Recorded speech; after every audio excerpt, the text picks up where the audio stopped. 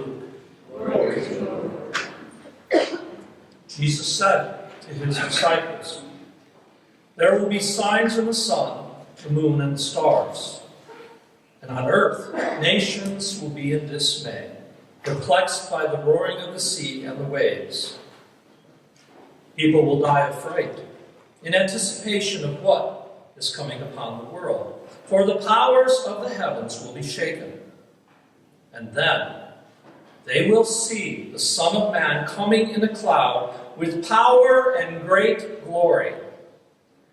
But when these signs begin to happen, stand erect, raise your heads, because your redemption is at hand. Beware that your hearts do not become drowsy from carousing and drunkenness and the anxieties of daily life, and that day catch you by surprise like a trap. For that day will assault everyone who lives on the face of the earth. Be vigilant at all times and pray that you have the strength to escape tribulations that are imminent and to stand before the Son of Man." The Gospel of the Lord. Praise to you, Lord Jesus Christ.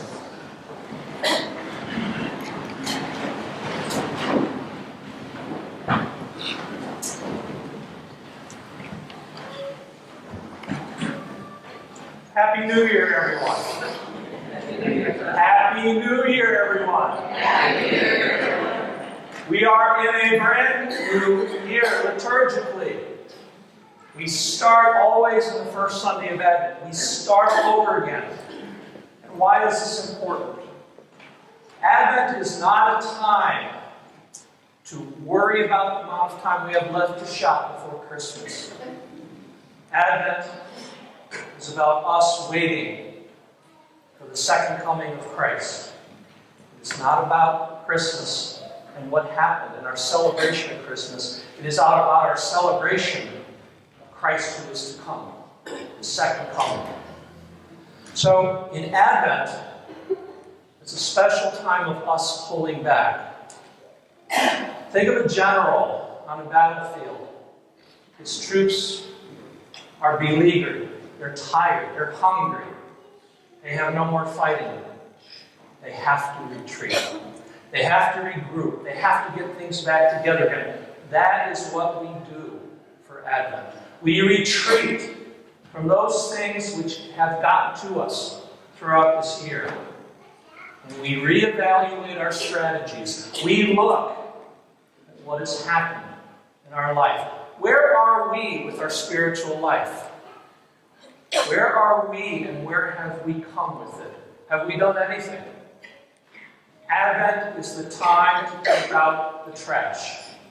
To get rid of that which is interfering with our spiritual life. To go into our prayer closet, open it up, and remove all the garbage that gets in the way of us connecting with God. The language of God is silence. If we want to know what God has to say to us, we must get into His language and be silent. We do very well with our prayer asking for many things. But until we go into silence and listen to His word in our heart and follow it, we really aren't praying fully like we're called to. We serve the King of Kings and the Lord of Lords. But sometimes we wonder, is that really true? Looking around, how can we be identified in this world as a Christian? It's not just a label we tack to our chest and say, I'm a Christian. I believe in the Gospels. It's not what Christianity is. Christianity is both faith and practice. Both are necessary. We must believe what we practice and practice what we believe. So Advent is the time of pulling back and reevaluating, looking at ourselves and see what can we do better in our faith life. Think of a baseball player who hits 330. Most people would say that's really good. Yet he misses 2 out of 3. Misses 2 out of 3. So he has to practice on a regular basis. As Christians, we have to practice. We have to get better at it. We have to go to that inner sanctum and listen to God lead us. So we pull back. We pull back and ask God to listen, help us listen to Him, to pay attention. There's a story about the Titanic. Titanic, everyone knows, sank. It was the unsinkable ship.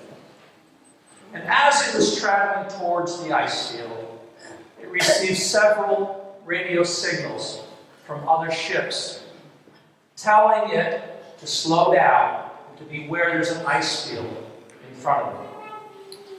The radio operators got upset and said, "Get off this channel. We're trying to arrange for the chauffeurs to meet the people in London and give them the right time." So they did not pay attention to the signs. But the signs are all around us. They've always been. We are in the end times. We are always in the end times. All Christians are always in the end times. Since the time of Christ till now, when He left, we are in the end times. What does that mean? We must always be prepared to meet Christ. And we will. Whether it is here or whether it is up there. We will meet Christ and have to answer for what we've done or not done.